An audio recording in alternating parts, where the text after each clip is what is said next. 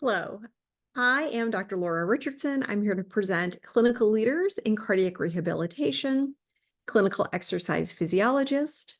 Before I get started, I have no conflicts or no funding to disclose. I am thrilled to present our abstract here at the Clinical Exercise Physiology online conference to share findings from this nationwide survey that was conducted on skills and job tasks of the clinical exercise physiologist in cardiac rehab.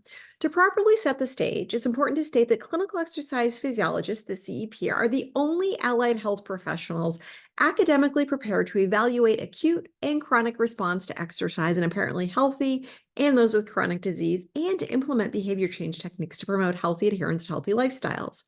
CEPs are equipped with a wide range of knowledge and skills for successful patient care and also have skill set to propel career development to serve in leadership roles. This unique training positions the CEP to be an integral part of the multidisciplinary teams in cardiac rehab. However, utilization of the CEP varies widely between programs, and anecdotal evidence suggests uncertainty in the knowledge, skills, and responsibilities that should be granted to the CEP. The Million Hearts Cardiac Rehab Collaborative, which is orchestrated by the Centers of Disease Control and Prevention and the Centers of Medicaid and Medicare Services, reports that only approximately 29% of eligible patients participate in cardiac rehab. With this grim statistic, improving cardiac rehab has been a national goal to increase participation to 70% of all eligible patients. Improving participation rates will require increases in the current workforce capacity of cardiac rehab programs with appropriately trained staff. So it's again important to remember that CEPs are the only professionals with academic training in cardiac rehab. While nurses have frequently been staff within programs, we know that the nursing roles might not fully be utilizing all of their skills and abilities, and this is really important considering the chronic nursing shortage. So the cardiac rehab workforce poses a unique challenge to adequately staff clinics to improve access to rehab, especially among the marginalized rural and urban communities. So therefore, the purpose of the study was to capture data from cardiac rehab clinics across the nation to describe the prevalence of CEPs working in rehab and their assigned skills and job tasks. The primary objective of this very big cross-sectional study was to describe the roles and the autonomy from programs that are solely staffed by CEPs. This was a descriptive cross-sectional study of rehab programs in the United States. After receiving IRB approval, cardiac rehab program managers were sent email invitations to participate in the electronic survey. Participants were again program directors from the AACVPR database of accredited programs. The survey was only sent to program leaders because they are the ones going to be most likely informed about A, job description of who that exercise professional, who they're staffing, and B, their current policies and procedures. In addition, the goal was to collect really only one response per program. And in order to collect data anonymously, researchers did not have access to emails of the participants. When we look at the scope of the survey, participants' responses could be as few as 11 or up to 44 multiple choice questions, depending on how the questions were answered. When we look at the items in the survey, they were developed using content experts and assessed for face validity and design logic by 8 additional content experts. The actual job tasks included in the survey were those reported in this recent 2023 publication by Bronner et al. In the Journal of Clinical Exercise Physiology. This study you see here on the screen in front of you, we collected data from 6 large institutions, and this really served as our pilot study. If you've not read this, again, this is open access, hop on and find it, take a read. But in order for this next survey I'm sharing with you today, the nationwide survey, to best describe the range of criteria used by programs and how they defined the staff that have training in exercise science or physiology, we sought to, we use the word clinical exercise professional throughout the survey, really to help minimize the confusion with other languages that are commonly used in job titles in a lot of different hospitals. So let's get to the findings. So this national survey was sent to approximately 1,600 email addresses to the supervisors, and a total of responses were 362 respondents completed the survey.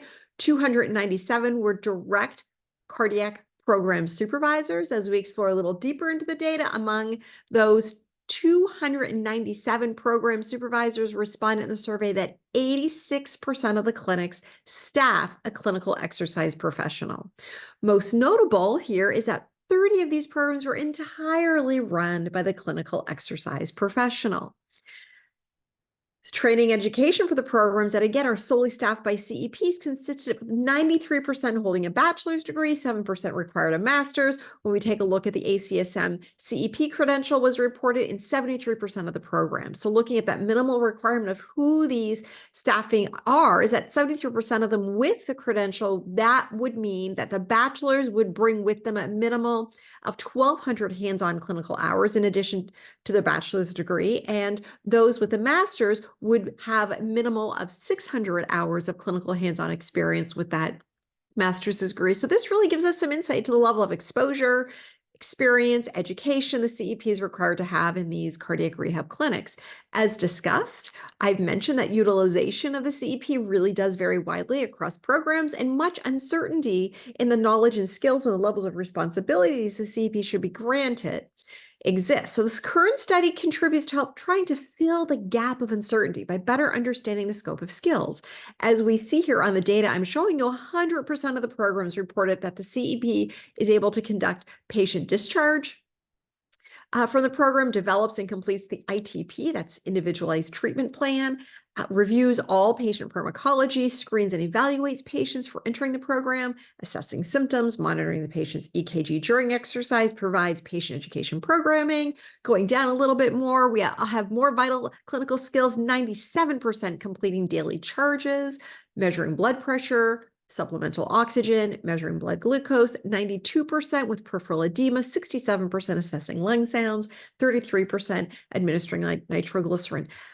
A lot of robust clinical skill sets are being performed by that CEP. And within that, I want to note that 83% reported that the CEP can hold leadership positions.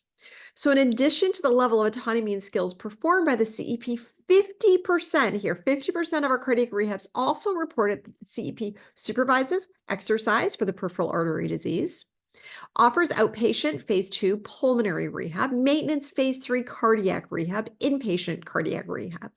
We also have reports offering varying other services such as programming, conducting exercise stress testing, maintenance of phase 3 pulmonary, bariatric surgery with pre and post procedure, clinical weight management, inpatient pulmonary rehab, pediatric rehab, and exercise oncology.